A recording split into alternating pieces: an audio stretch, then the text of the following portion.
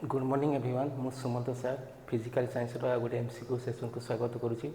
जोटा आगामी बोर्ड परीक्षा अत्यंत उपयोगी हेब हो स्टार्ट करिया। प्रथम क्वेश्चन टी है गोटे सबड़ अम्ल और गोटे सबड़ क्षार प्रस्तुत लवणर पीएच मूल्य केते हेबो। से पिला माने तुम जानिछ कि गोटे अम्ल आ गोटे क्षार मिसी सारा पर से माने लवण आउ जड़ दे था यहाँ कहुए प्रशमनीकरण प्रतिक्रिया हाँ कि नहीं। तो कौन कही सबड़ अम्ल सबड़ क्षार तो सबड़ अम्ल आउ सबड़ क्षार जिते मिसीजी रासायनिक प्रतिक्रिया करेंगे हेल्ले कौन हम ना गोटे प्रशमित लवण तैयारी हेब प्रशमित लवण तैयारी हेब प्रशमित लवण तैयारी हेब। अच्छा प्रशमित लवण माने न्यूट्राल हाँ कि नहीं तार पीएच के थी एमती था 0 रू एमती था 7 14 है कि नहीं 0 रू 7 है अम्ल 7 रू 14 है क्षार हाँ कि नहीं। तो 7 है कौन हम प्रशमित तो कौन हम प्रशमित लवण है तार पीएच के 7 हम तो इक्वाल टू 7 हम आंसर हम 7 हो। तो ये नेक्स्ट क्वेश्चन को जीवा।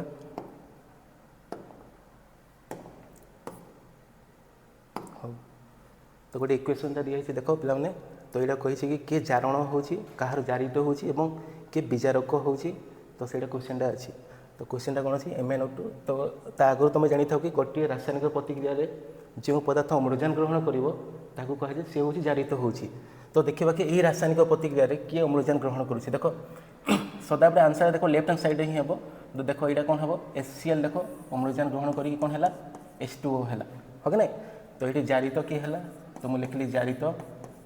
जारित है HCl कौन पे ना अम्लजान ग्रहण करी कौन है ना H2O हो गला। अच्छा कह किए विजारित है कह विजारित माने है जी अम्लजान त्याग कर जो पदार्थ अम्लजान त्याग कर तो किए अम्लजान त्याग कर देख MnO2 अम्लजान त्याग कर MnCl2 है तो कौन है MnO2 है विजारित है। तो देख कौन कही देख क्वेश्चन किए विजारण हो विजारक किए है तो जी जारित हो पे सी है विजारक सी जारित हो सी है विजारक एवं जी विजारित हो सी है जारक। तो क्वेश्चन कौन देखिए देख किए विजारण हो कहार विजारण हो तो विजारण हो MnO2 आउ कहार किए विजारक किए विजारक है HCl तो MnO2 HCl कौन ऑप्शन अच्छी तो ऑप्शन बी रे अच्छी तो आंसर हे ऑप्शन बी हो। नेक्स्ट क्वेश्चन को जीवा हो पीएच मूल्य 7 रू 14 को परिवर्तन हेले OH माइनस आयन संख्या बढ़ ना कम। अच्छा गोटे पीएच स्केल कौन हुए ना एमती 0 7 14 तो 7 रू 14 को जब बढ़ो हेले कौन है ना OH माइनस आयन संख्या बढ़ और 7 रू जब कम हेले कौन है ना H3O प्लस बा हाइड्रोनियम आयन संख्या कम है। तो क्वेश्चन कौन देख देख पीएच मूल्य 7 रू 14 को परिवर्तन है 7 रू 14 को बढ़ुची हेले OH माइनस आयन संख्या बढ़ ना कम देख बढ़ुची तो आंसर हम कौन हम बढ़। जदि क्वेश्चन दिया हाँ कि H3O प्लस आयन संख्या बढ़ ना कम ये कम है ये कम हेले कम हम पीएच मूल्य है। नेक्स्ट क्वेश्चन को जीवा हो निम्नलिखित मध्य केउटी सक्रियता अनुसार सजाई मैं सठिक क्रम अच्छी माने गोटे देइथिबो एमती गोटे सीरीजटा देइथिबो तो किए अधिक प्रतिक्रियाशील माने किए अधिक रिएक्टिव तो गोटे सीरीजटा तुम मन कर ये जमी गोटे सीरीजटा है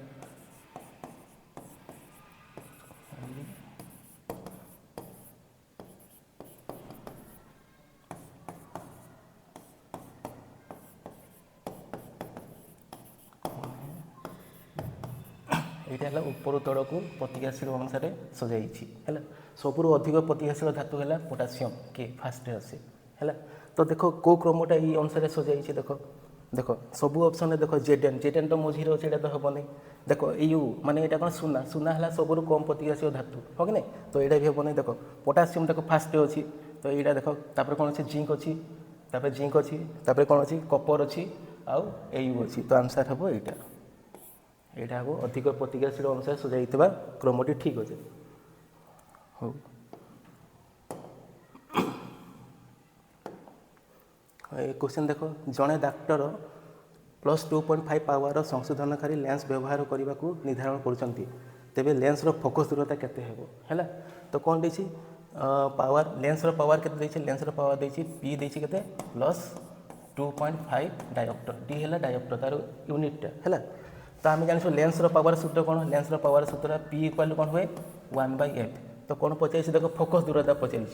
तो कौन हम फोकस कौन हम फोकस दूरता एफ इज इक्वाल कौन हम 1/p। तो 1/p पी जगह के पकबी 2.5 है। तो 1/2.5 मान 25/10 तो 10टा ऊपर पड़े 10/25 तो कौन हम 5 दूने 10 5 पंचा 25 तो काटिदेले के 5 0.4 मीटर। तो आंसर हम 0.4 मीटर। तो फोकस दूरता हम 0.4 मीटर है। हो एवं नेक्स्ट क्वेश्चन को जीवा। हो देख क्वेश्चन कौन देती देख जिंक अमालगम क्यों दुईटी धातुर मिश्र धातु। अच्छा जान अमालगम गोटे अमालगम जोटा कि गोटे अमालगम यहाँ है पारदर मिश्र धातु पारद बा हाइड्रोगाइरम एच रो मिश्र धातु गोटे है मिश्र धातु। ठीक से बड़ी जब पचरा हुए कि पारदर धातु पिंडर ना कौन पारदर धातु पिंडर नाम कौन धातु पिंड कौन हम सी सिनाबार कौन कह सिनाबार आ सिंबल कौन SgS हाइड्रोगेनम सल्फाइड है। हो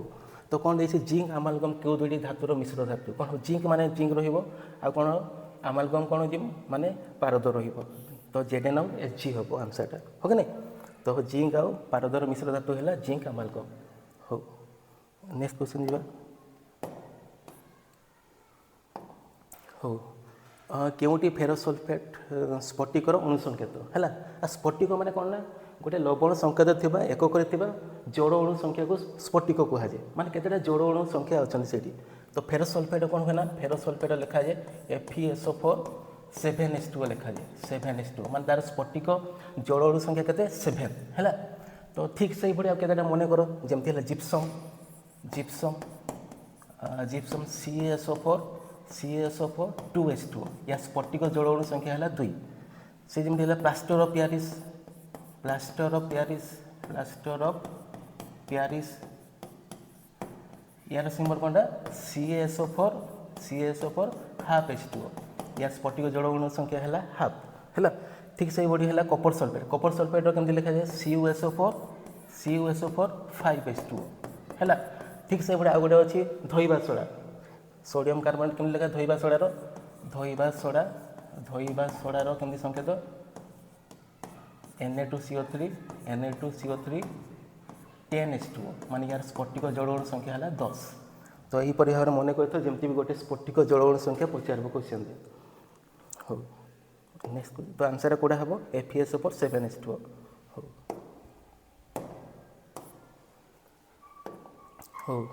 गोटे इथेन अणुरे सहभाजन होता इलेक्ट्रोन जुगड़ संख्या केते इथेन। तो इथेन संख्या तो कमी हम मिथ मैं 2 C2 हम तब H के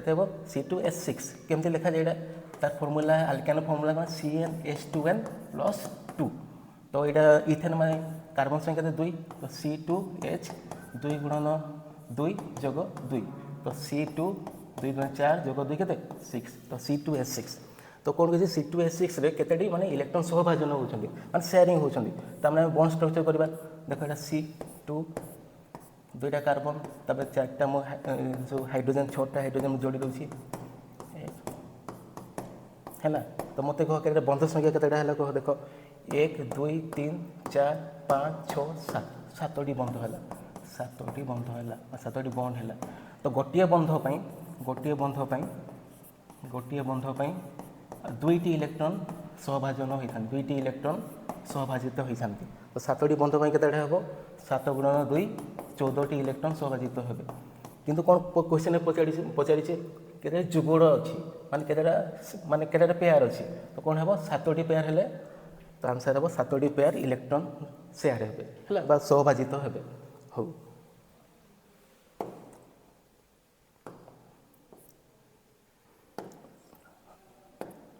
हो गोटे अवतल लेंस फोकस दूरता 40 सेंटीमीटर हेले यार पावर केते हेबो तार माने अवतल लेंस फोकस दूरता केते 40 सेंटीमीटर। जे 40 सेंटीमीटर माने केते मीटर हेबो 40/100 मीटर हो कि नहीं। हो तो मते कह कि पी इक्वल आम कौन पी इक्वल 1/f हुए कि नहीं पी इक्वल 1/f हुए तो 1/f जगह के पकेबी 40/100 तेरा 100/40 तुम काटिदेवी यहाँ 4 दूनी 8 2 0 2.5 तो डायोप्टर तो जेहेतु अवतल लेंस अच्छी तो ये जगह कौन हम ना अवतल लेंस पावर सर्वदा नेगेटिव होता है तो पावर हम -2.5 डायोप्टर जदि ये उत्तल लेंस लेखा हाँ हेल्ले कौन हाँ ना +2.5 डायोप्टर होता है।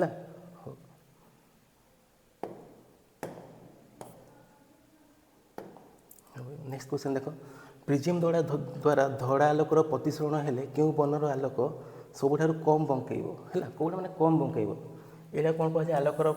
कौन प्रकिंदन कहुए जान धड़ा आलोक 7टी आलोक विभाजित हो सूर्य धड़ा आलोक है तो मनकर एमती है 7टी आलोक विभाजित हो से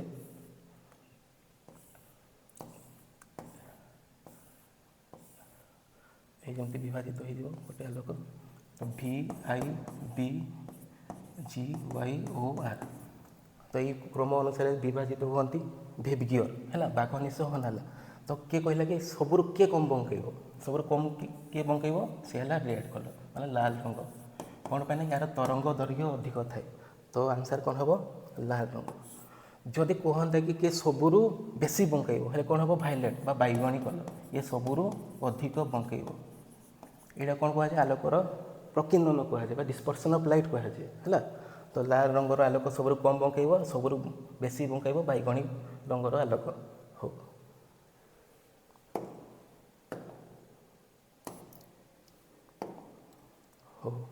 गोटे परिवाही 2 कूलम चार्ज 10 सेकेंड प्रवाहित हेले विद्युत स्रोतर परिमाण केते हेबो है 2 कूलम लिखे 2 कूलम चार्ज देछि माने क्यू रो वैल्यू के देछि 2 कूलम देछि आ कोन देछि देखो 10 सेकेंड प्रवाहित हेले माने टी समय के देछि 10 सेकेंड देछि हेले कोन कहछि विद्युत स्रोतर परिमाण कोन अच्छा विद्युत स्रोत आई रो फार्मूला के आंसर आई इक्वल कोन हेबो q/t तो क्यू रो वैल्यू के देछि देखो क्यू रो वैल्यू अछि 2 आ टी रो वैल्यू के अछि 10 तो 2/10 केते हेबो 0.2 आ करेंट एक कौन एम्पियर तो 0.2 एम्पियर कौटा अच्छी ऑप्शन रे ऑप्शन बीटा अच्छी तो 0.2 एम्पियर हम हो नेक्स्ट क्वेश्चन देख खंडीय तार रे 1.5 एम्पियर विद्युत स्रोत 1 घंटा प्रवाहित हेले मोट प्रवाहित चार्ज रो परिमाण केते हेबो हैला ता माने विद्युत स्रोत परिमाण के देछि देखो एम्पियर माने विद्युत स्रोत परिमाण देछि तो आई इक्वल 1.5 एम्पियर देछि आउ टाइम के देछि देखो गोटे घंटा देछि देखो टाइम देछि 1 घंटा अच्छा 1 घंटा माने केते सेकेंड हम 3600 सेकेंड हेले कोन पचारि देखो चार्ज रो परिमाण केते हो अच्छा क्यू रो फार्मूला कोन चार्ज रो formula charge equal to Q equal कोन आई गुणन T Q equal I T okay ना तो फार्मूला विद्युत रो जति भी रहला क्वेश्चन गुडा ता पे तो फार्मूला मने करै पे निहाती दरकार हो हो तो आई टा के देछि 1.5 को मु लिखली 15/10 है गुणन टी रो वैल्यू के देछि 3600 तो गोटे देली तो 36 गुणन 15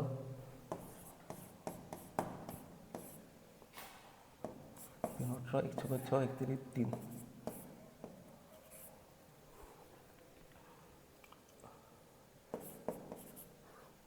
तो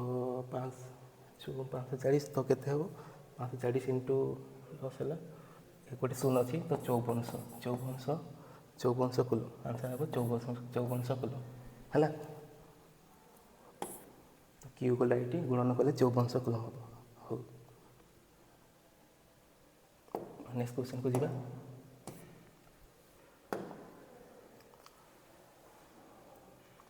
गोटे परिपथ 3टी 240 ओम प्रतिरोध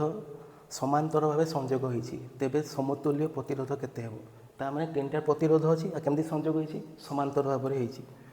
तो गोटे हला एमती 240 ओम तापर एटा केते 240 ओम आ गोटे हला एटा 240 ओम ए माने समांतर भाव रे संयोग होईछन्ती 240 एटा 240 ओम ओम है प्रतिरोधर एकक ता समांतर संयोग हेले आम समतुल्य प्रतिरोध केमती बाहर करूँ 1/r इक्वल टू 1/r1 जोग 1/r2 जोग 1/r3 जदि धाड़ी था केमती बाहर करते धाड़ी थे केमती एमती थी धाड़ी थे केमती हाँ आर इक्वाल टू R1 जो R2 एमती करते सीधा जोड़ी देते हाँ कि नहीं तो 1/R1 तो 1/R इक्वाल कौन हम 1/R1 के 240 जोग 1/R2 के 240 जोग 1/240 हाँ तो लसागु के 240 समान अच्छे 240 है एक जोग के 3/240 तो 1/R है 3/240 तो आर के 240/3 80 ओम तो आंसर हम 80 ओम तो आर है 80 ओम तो आम समूह प्रतिरोध के 80 ओम हम हो नेक्स्ट क्वेश्चन को जावा आधुनिक पर्याय सारणी में केतोटी ग्रुप अच्छी अच्छा आधुनिक माने मॉडर्न पीरियोडिक टेबल कौन है ना 7टी पर्याय थाए 7टी पर्याय थाए आउ कौनटे 18टी ग्रुप थाए 18टी ग्रुप थाए यहाँ मन करता पे मैंने पर्याय मैंने लेफ्ट टू राइट को जीव ग्रुप मैंने ऊपर तड़क आसो है आउ कौन हुए ना आधुनिक पर्याय सारणी जो नियमटी है मौलिक मानकर गुण से परमाणु क्रमांक पर्याय फलन अर्थात मौलिक मानक किपर सजाई से परमाणु क्रमांक आधार करके सजाई है हो तो केतेटा ग्रुप अच्छी केते गोटी ग्रुप अच्छी ओके ना केते गोटी ग्रुप अच्छी 18टी ग्रुप अच्छी आ 7टी पर्याय अच्छी हो नेक्स्ट क्वेश्चन को जावा निम्नलिखित यौगिक मान मध्य मिल्क मैग्नेशिया क्या कहुए तो मिल्क मैग्नेशिया है सिंबल है MgOH2 ये मैग्नेशियम हाइड्रोक्साइड है मैग्नेशियम हाइड्रोक्साइड आ यहाँ गोटे प्रति अम्ल रूपे व्यवहार कराए प्रति अम्ल एंटासिड रूपे व्यवहार कराए जी अम्ल को प्रतिहत करे तो MgOH तो कौन हम मैग्नेशियम हाइड्रोक्साइड तो मिल्क मैग्नेशिया क्या कहुए मैग्नेशियम हाइड्रोक्साइड को कहुए हो पाने ये सेसन टी शेष है आगामी सेसन नुआ नुआ क्वेश्चन थोड़ी नहीं आसबि लाइक और शेयर करूँ धन्यवाद।